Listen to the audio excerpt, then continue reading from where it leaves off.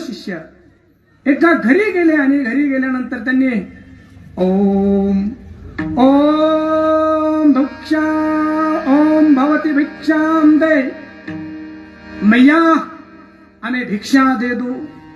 घरामधली जी सूनबाई होती ना ती थोडी नास्तिक होती. म्हणजे बाबा रोजच येतो.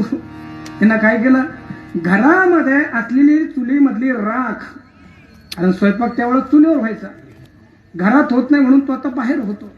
चुलीवरील जेवण मग घरातल्या का बंद केल्यात, घरातल्या राहू द्या. घरातल्या चुली जर घरात राहतील तर घरातली माणसं चुलीवरचं खाण्यासाठी हॉटेलमध्ये जाणार नाही. करा घरामध्ये, उद्या घरामध्ये जाऊ द्या, डोळ्यामध्ये थोडासा धूर, ते खूप चांगलं आहे. कुठं होतो मी, काय सांगत होतो बरं, काय सांगत होतो बाळा मी, सगळ्यांनी कीर्तन ऐकायचं. राख दिली कोणी, ती सूनबाई होती, तिने हातामध्ये राख घेतली आणि त्या साधूच्या जोळीमध्ये टाकली. साधू आणि शिष्य निघाला. आता हे खूप चांगलं ऐकायचं बरं. आणि पुढे गेल्यानंतर त्या गुरुजींना शिष्य म्हणाला, गुरुजी त्या बाईनं काय दिलं तुम्हाला कळालं का? ते म्हटलं तू राहू दे, नको सांगू मला. गुरुजी अहो तिनं राख टाकली तुमच्या झोळीत. म्हणजे तू नको सांगू मला, माझं आयुष्य मधुकरीमध्ये गेलंय. बाईची मूठ बघून मी सांगतो त्याच्यामध्ये काय आहे.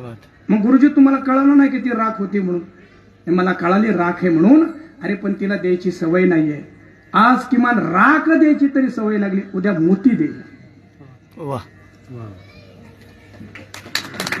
इतक्या हळू व्हायला पाहिजे, पळून इतकं जाणून. अर्थात आज राख द्यायला लागल्यात. देण्याची सवय एकदा जर झाली ना, हृदयाची उदारता आली ना, मग काही द्यायला तयार होतील. म्हणून इथं येऊ द्या, इथं खाऊ द्या, इथं पाहू द्या, या सवय लागू द्या. हेच तरुण उद्याच्या काळामध्ये संस्कृतीचे शिलेदार असतील. विढाला